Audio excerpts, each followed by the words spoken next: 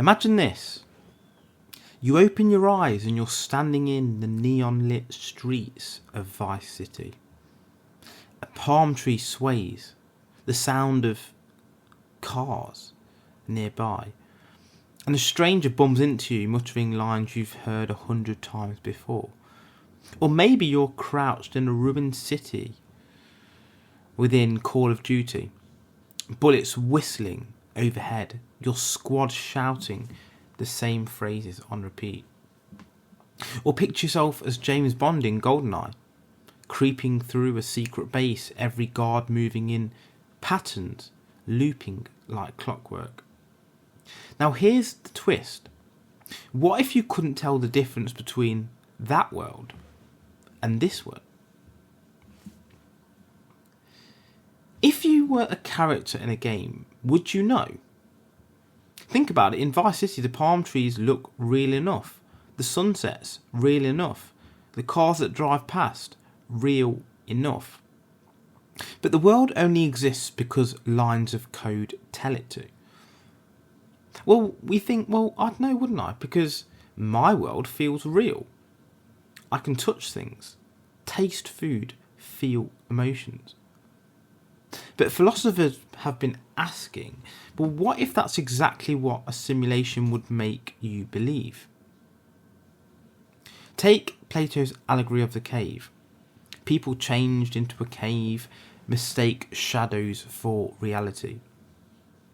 The shadows are convincing, but they're just flickers on a wall. Sound familiar? It's like a VR headset, shadows standing in for the real thing.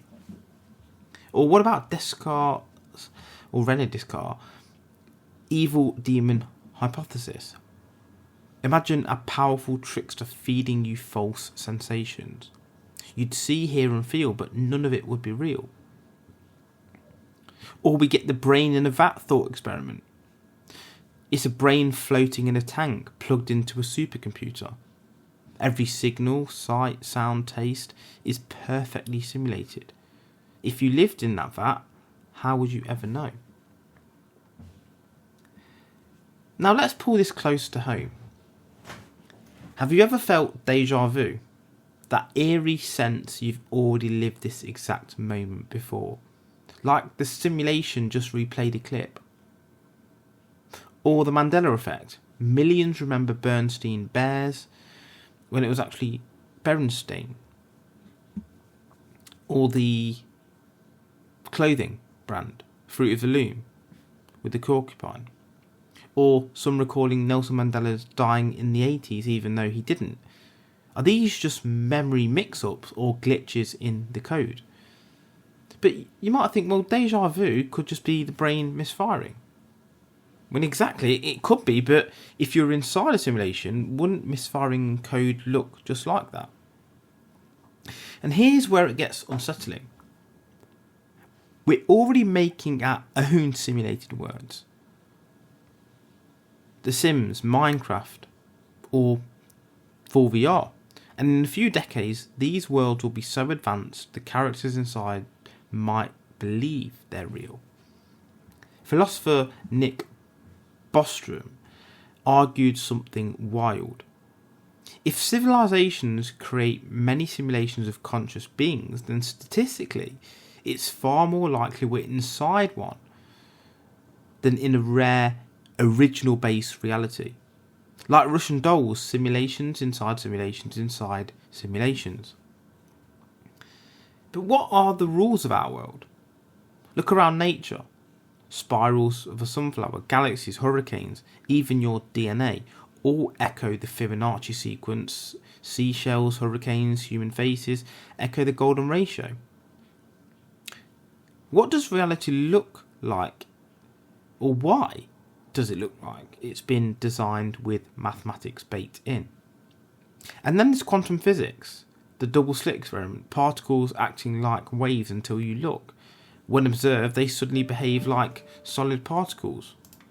Reality seems to render only when measured, like a video game loading only what's on the screen.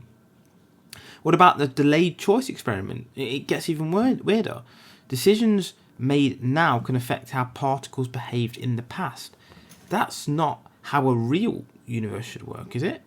But it's exactly how you'd expect a flexible simulation to behave. Okay, so let's say it's true. So what? If this is a simulation, why should I care? Is the sort of question that you'd ask yourself. Well, it's a great question, isn't it? Because maybe the point isn't about proving it. Maybe it's about asking, how do you live knowing reality might not be real? Plato warned us of escaping the cave. René Descartes searched for certainty. Today, physicists chase equations that look like computer code. But you still make choices. You still shape your path, whether this is space reality or line 347 of some cosmic program. Your experience is yours. Now let's go deeper. What if everything we've discussed, Plato's cave, René Descartes' demon, déjà vu, the Mandela Effect, isn't just a set of coincidence or thought experiments, but clues left inside the program itself? Think about how video games hide Easter eggs, little secret messages from the designers. What if the patterns in nature, pi, the golden ratio, Fibonacci spirals, are the debug menus of reality, mathematical fingerprints of the coder? Picture this then, the reason quantum physics is so weird is because particles not deciding what they are until you look. It's because the universe is saving processing power in this simulation theory. It only renders what's on your screen, just like Vice City doesn't load the entire map at once, only the streets you're walking down. And here's the real kicker. If your own life, or in your own life, how many times have you narrowly missed an accident? Or had a chance encounter that felt scripted? Or noticed numbers and symbols repeating around of you? Some sort of synchronicities or coincidences? But in the game you'd call them quests. If that's true, then every déjà vu, every strange pattern, every impossible coincidence might not be random at all. It might be the simulation whispering, wake up. Maybe you're not just a character. Maybe you're the one meant to notice. At this moment, as you're hearing my voice, pause for a second. Look around the room you're in.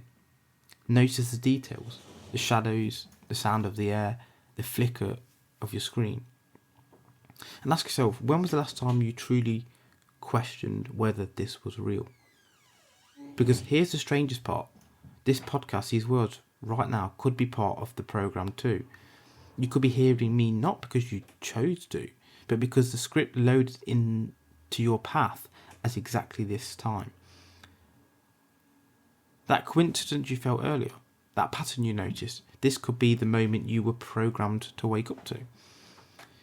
You might feel it right now. A slight shift in perception, like reality just flickered. That's the edge of the map, the part where you were never supposed to see. The moment where the character starts to realise they're a player. So the next time you feel déjà vu or notice life patterns looping just a bit too perfectly, a bit like the Truman Show, pause.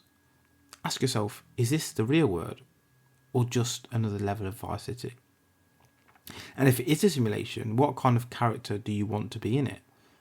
Because whether or not the code is real, the choices you make inside the simulation still are.